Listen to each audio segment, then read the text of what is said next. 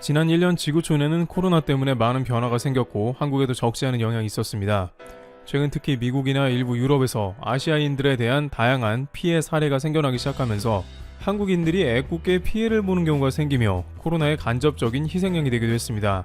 일각에서는 한국이 이번 코로나 사태에서 전 세계에 진단키트를 발송하고 대활약을 이어갔음에도 불구하고 이렇게 코로나의 근원지가 중국이라는 가정하에 억울하게 같은 아시아인 한국이 피해를 본다는 의견이 나오고 있습니다. 그런데 이러한 코리아 디스카운트에 대한 우려는 전체적인 맥락에서 보자면 사실이 아니라고 합니다. 특히 이번에 코로나로 가장 피해가 극심했던 이탈리아에서는 한국에 대한 인식이 급격하게 변한 것을 확인할 수 있었는데요. 게다가 이탈리아에서는 한국과 일본을 직접적으로 비교하며 일본을 크게 놀라게 했다는 소식이 전해지고 있습니다. 우선 이탈리아는 일본과 전통적인 우방관계라고 할 수 있습니다. 1940년 이탈리아, 독일, 일본은 삼각 동맹을 맺고 세계 2차 대전을 통해서 전 세계에 대한 야욕을 보이며 당시 서로 간의 이해관계를 보존해주기로 한 국가들입니다. 따라서 이탈리아의 아시아 인식은 한국이라기보다는 당연히 일본이 앞서 있는 것이 오히려 상식적입니다. 물론 2차 세계대전은 전 세계에 민폐를 끼친 역사상 최악의 사건 중 하나로 기록이 되고 있습니다만 당사국들끼리만 보자면 서로 호의적인 감정은 남았고 실제 일본은 독일이나 이탈리아에 대해서 오랫동안 투자를 많이 해온 나라이기도 합니다. 지금도 양국의 우호를 나타내는 흔적은 많이 존재하고 있습니다. 게다가 1940년 당시엔 일제는 한국을 지배하고 있었으며 이탈리아가 한국에 대한 인식도 그러한 수준이었습니다. 물론 2002년 월드컵에서 한국이 이탈리아를 누르고 승리하며 놀란 가운데 한국이 오르내렸지만 일반적으로 유럽에서 그러하듯 한국은 분단된 국가이며 코리안이라고 해봤자 남한이냐 북한 사람이냐 정도만 물을 뿐 한국에 대한 위상은 잘 알려지지 않은 동북아의 작은 국가 정도였던 것입니다. 그런데 이제 이탈리아에서 전반적으로 한국에 대한 인식이 개선되었으며 특히 일본이 비교 거론이 된 상황이 등장했습니다. 물론 한국의 위상은 유럽에서 알게 모르게 계속해서 올라가고 있었다는 현재 소식은 있어 왔습니다. 예를 들어 이탈리아 로마 공항에 입국할 때 한국 여권만 가지고 있으면 스마트 패스 시스템을 통해서 한국인들은 단 5분 만에 통과를 할 수 있습니다.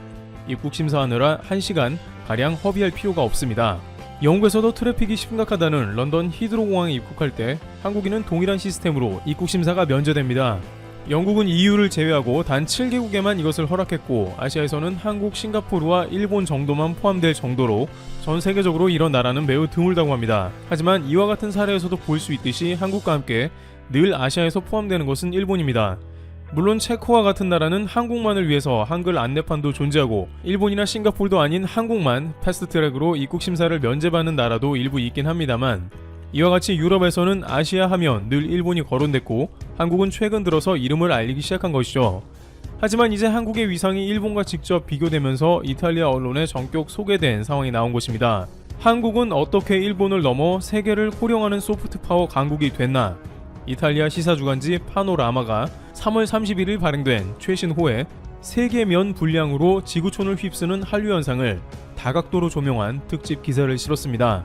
이 매체는 한국을 자동차 첨단 기술은 물론 문화, 라이프스타일, 문신 없는 깨끗한 외모, 패션 브랜드까지 세계에 수출하는 나라라고 소개하고 이 아시아의 작은 나라가 짧은 시간 안에 글로벌 무대에서 두각을 나타낸 원인을 짚었습니다. 매체는 특히 일본 신화를 지워버렸다고 평해 눈길을 끌었습니다. 한때 서양을 덮친 일본 열풍이 뒤로 밀려나고 한국의 파도, 즉 한류가 그 자리를 차지했다는 의미입니다. 매체는 기사에서 한국의 대중문화가 이러한 한류를 이끌고 그 최전선에 방탄소년단 BTS가 있다고 소개했습니다. 특히 BTS가 영어에 기대지 않고 한국어로 세계 팬들을 매료시켰다는 점을 부각한 뒤 이로 인해 세계에서 가장 배우기 쉬운 문자로 평가받는 한글에 대한 관심도 부쩍 높아졌다고 전했습니다. 아울러 미국 아카데미 영화제를 비롯해 많은 국제 영화제에서 수상한 한국 영화와 함께 드라마가 선풍적인 인기를 끌며 넷플릭스와 애플 TV 플러스가 경쟁적으로 한국 콘텐츠 산업에 거액을 투자하고 있다는 점도 언급했습니다. 이른바 한국의 문화 콘텐츠 자체가 강대국이 눈독 들이는 경쟁의 각축장이 된 것으로 심지어 최근엔 중국 자본까지도 한국 콘텐츠에 매료되어 대량의 자본을 투자해 논란을 일으키기도 했습니다. 이밖에 한국 아이돌 스타 등의 인기와 맞물려 전 세계에서 주문이 폭주하는 패션 브랜드, 국제적인 음식으로 자리매김한 김치 등도 한류의 대표 상품으로 소개했습니다. 매체는 그러면서 한때 한국이 서양을 모방했다면 지금은 그 반대 현상이 일어나고 있다. 더 자세히 들여다보면 한국은 단순히 강남 스타일 리듬으로만 유명해진 나라가 아니다라고 강조하며 글을 맺었습니다. 반면 일본의 경우에는 앞서 논의했듯이 전통적인 이탈리아의 우방 관계이면서도 오랫동안 유럽에 많은 금액을 투자해서 그동안 일본은 일본을 통해서 아시아를 조명하게 했지만 이제는 대세가 바뀌어 유럽에서 아시아의 문화로 새롭게 한국이 떠오르고 있다는 의미를 나타낸 것입니다. 한편 이와 같은 뉴스 보도가 일본 언론에 나가자 일본 대중들은 하나같이 말도 안 된다는 반응을 보입니다. 유럽이 아직 몰라서 그렇지 한국같이 국가 간의 약속을 지키지 않은 나라라는 것은 당해봐야 알 것이라며 여전히 유럽에서 가장 위상이 높은 것은 일본이며 한국과는 그 격차가 매우 크다고 주장하고 있습니다. 그러나 이것은 단순히 이탈리아의 일개 언론사가 한국을 높여주기 위해 쓰기 위한 기사가 아닌데요. 한국유럽센터 연구 교수팀은 유럽 내 한국 소프트파워의 부상, 공공정책의 조사 분석이라는 보고서에서 한국의 경제개발과 과학기술 관련 인지도가 상대적으로 높은 것으로 평가했습니다. 이들 유럽 전문가의 70.6%는 소속국 시민들 사이에 한국의 현대문화가 인기가 있다고 평했습니다. 또한 전문가들의 94.1%는 앞으로 한국 현대문화가 자국에서 더 인기가 높아질 것으로 전망했습니다. 전문가 중 85.3%는 특히 젊은 층에서 한국 현대문화가 인기가 높다고 답했습니다. 전문가들은 한국 현대문화 중 인기가 많은 부분은 91.2%가 K-팝을 꼽았습니다. 또 영화, TV 프로그램, 음식, 컴퓨터 게임, 패션과 뷰티, 웹툰 등 한류 콘텐츠로 분류되는 부분과 일치한다고 연구진은 설명했습니다. 즉 한국의 경제기술도 발달을 했지만 한국의 문화 콘텐츠도 한국의 위상을 높이는 데 기여한 것입니다. 여기에 연구진들은 이번에 한국이 팬데믹 사태에 결정적으로 유럽의 인식을 바꿔놓았다고 전합니다. 일본의 경우에는 코로나 초반에 다이아몬드 프린세스 호 크루즈선을 일본 국가가 아니라고 설명하는 등 유럽에서도 보기에 불투명하고 우왕좌왕하는 태도가 도마 위에 올라 선진국의 체면을 구긴 반면에 이탈리아와 독일 언론에서는 거의 매일 한국 서울에 모델을 도입해야 한다는 기사가 나왔던 것입니다. 따라서 이번에 이탈리아 언론에서 한국이 일본을 지워버렸다고 한 것은 우연이 아니라는 것입니다. 하지만 일본 일부 언론은 여전히 한국이 백신이 모자라서 제대로 방역이 안 된다는 취지의 보도를 이어갑니다. 팬데믹으로 한국이 유럽에서 극찬을 받은 것은 인정할 수 없다는 취지를 드러낸 것입니다.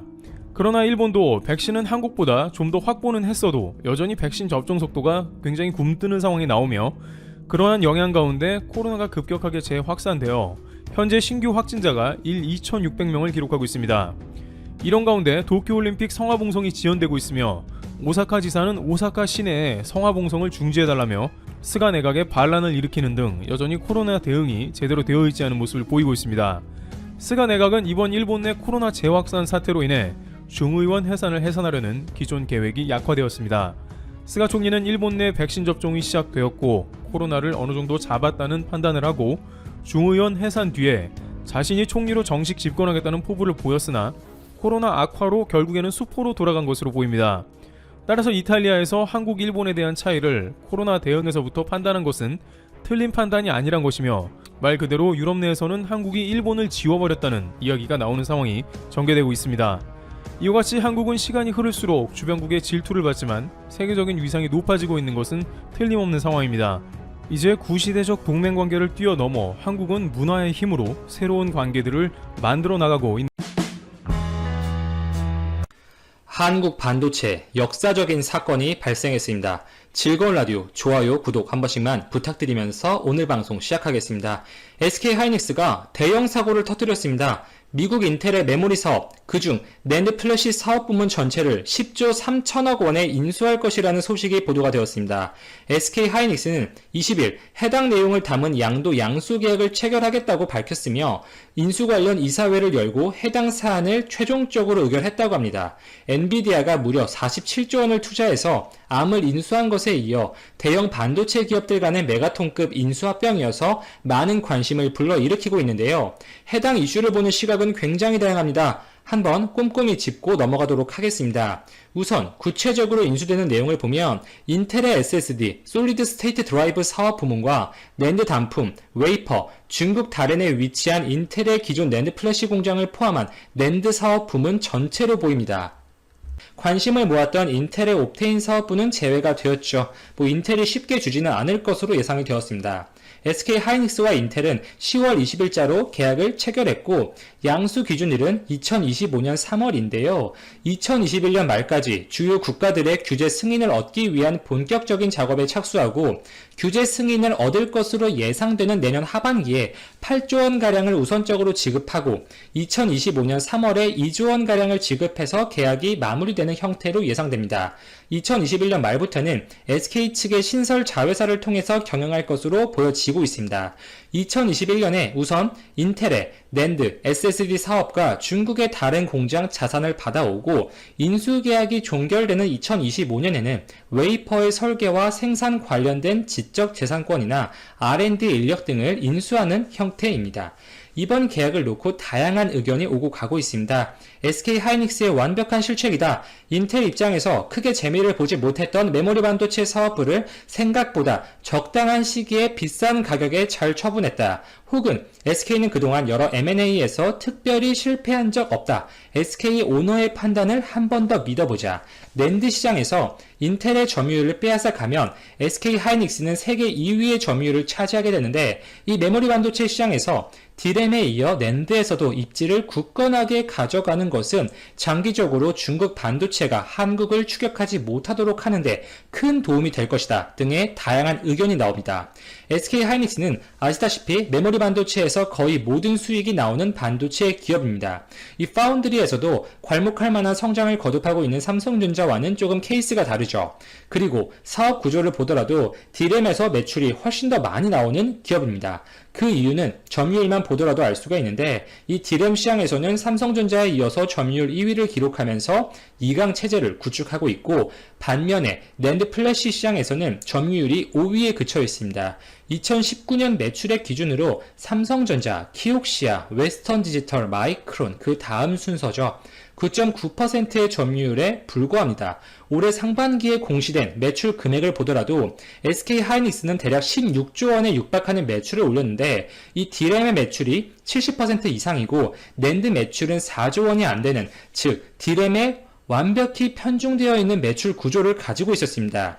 인텔이 보유하고 있는 낸드 지분 9.5%가량을 가져가면 SK 하이닉스는 D램에 이어서 이 낸드에서도 키옥시아를 제치고 세계 2위의 점유율을 차지하는 기업으로 올라서게 되고 어느 정도 규모의 경제를 보여줄 수 있는 높은 시장 점유율을 가져갈 수 있게 됩니다.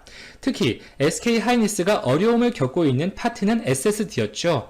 이 사업 자체가 말씀드렸듯이 D램에 편중되어 있고 향후 데이터 시대, 이 빅데이터 시대를 맞아서 기업용, 데이터 센터용 메모리의 수요는 폭발적으로 늘어날 수밖에 없는데 여기서 SK 하이닉스의 포트폴리오, 이 수익 구조가 조금은 지역적이다. 관련 경쟁력이 떨어진다라는 지적이 많았습니다. 이 낸드 플래시 단품만 놓고 보면 분명 SK 하이닉스의 기술력은 우수하다고 평가할 수가 있습니다. 업계 1위인 삼성전자와 비교해도 크게 떨어지지 않는다는 의견도 업계에서는 자주 나오고 있어요.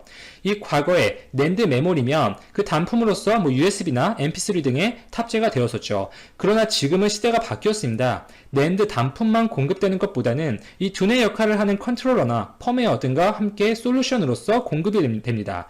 이러한 낸드 솔루션 제품의 수요가 앞으로 데이터 시대를 맞아서 그 니즈가 증가될 수밖에 없고 해당 제품을 출시하고 판매해야 기업 입장에서 수익성이 높을 수밖에 없습니다. 이번 바이러스 사태를 맞아서 특히 비대면 수요가 급증했죠.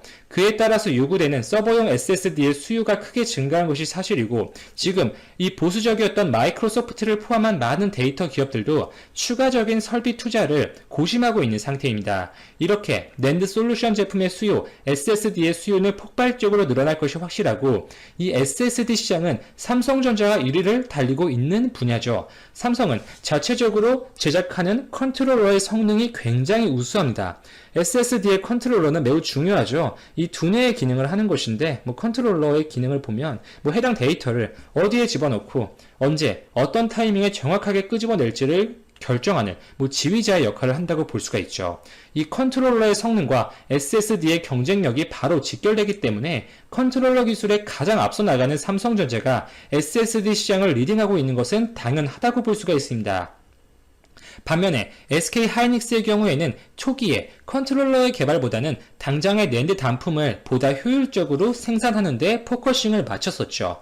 물론 그 이후에는 솔루션 경쟁력 강화에 분명히 힘을 쏟고 있어요. 미국의 바이올린 메모리의 PCRE 부분을 인수했고 하이닉스는 일본 키옥시아의 투자 지분을 갖고 있죠. 4조 원에 육박하는 금액을 투자했었는데 이와 같은 투자를 결정했던 이유 중에 하나가 키옥시아의 컨트롤러 기술 협력을 염두에 두었다는 의견도 있었습니다.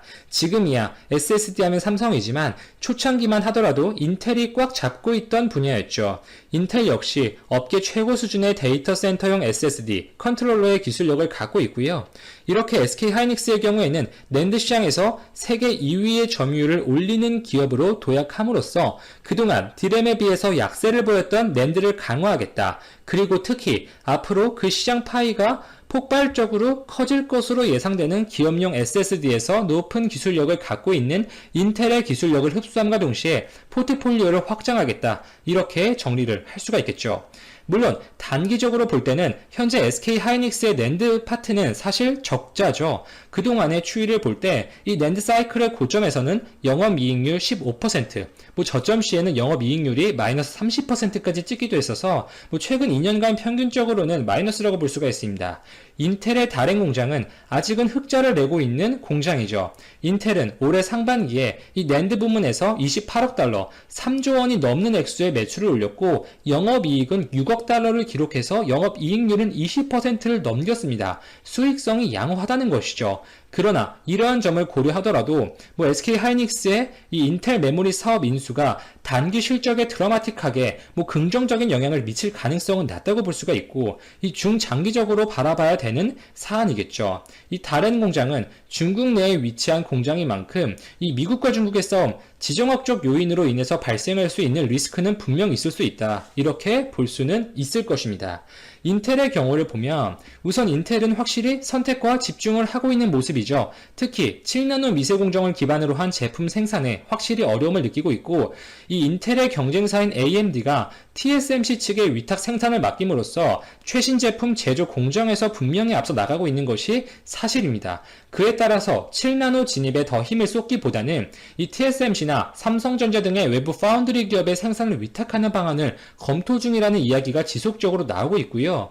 이 또한 메모리 반도체에 투자했던 인텔은 몇 년간 눈에 띄는 실적을 이 기대만큼 내지 못한 것이 분명 사실이고 이번 계약을 통해 받는 10조 원의 매각 대금을 주력 분야인 CPU나 향후 사물 인터넷 개발 등에 활용해서 이 본인들이 조금 더 잘할 수 있는 부분으로 사업 분야를 집중화시켜서 좁히는 모습으로 해석할 수가 있겠습니다. 특히 주력 사업인 CPU에서 AMD의 추격이 무섭기 때문에 이 주력 산업인 CPU에서 리더십을 뺏기면 인텔이 욕심을 냈었던 초미세 공정이나 이 메모리 반도체나 사실 의미가 없어지는 것이죠. 특히 주력 사업인 CPU에서 AMD의 추격이 매섭기 때문에 이 주력 산업인 CPU에서 그 리더십을 뺏기면 인텔이 욕심을 냈었던 공정, 이 초미세 공정이나 메모리 반도체나 사실 큰 의미가 없어지는 것이죠. 비주력이었던 사업들을 정리하고 AMD로부터 거센 추격을 받고 있는 이 주력 사업인 시스템 반도체에 집중하겠다는 이 팹리스 기업으로서의 인텔의 의지가 엿보입니다. 단기적으로는 SK 하이닉스에게 눈에 띌 만한 당장의 매출에 긍정적인 영향을 줄 만한 요인들은 많지 않다고 생각하지만 장기적으로는 괜찮은 딜이라는 생각입니다. 그리고 이렇게 D램과 낸드 플래시 모두에서 한국 반도체 기업들의 위상이 올라가며 특히 D램에 비해서 기술 난도가 낮은 낸드에서 한국을 추격하기 위해서 혈안이 되어 있는 중국 반도체에게는 청천벽력이 될 만한 소식이겠죠. 이상 즐거운 라디오였습니다. 오늘도 제 방송을 들어주셔서 진심으로 감사드립니다.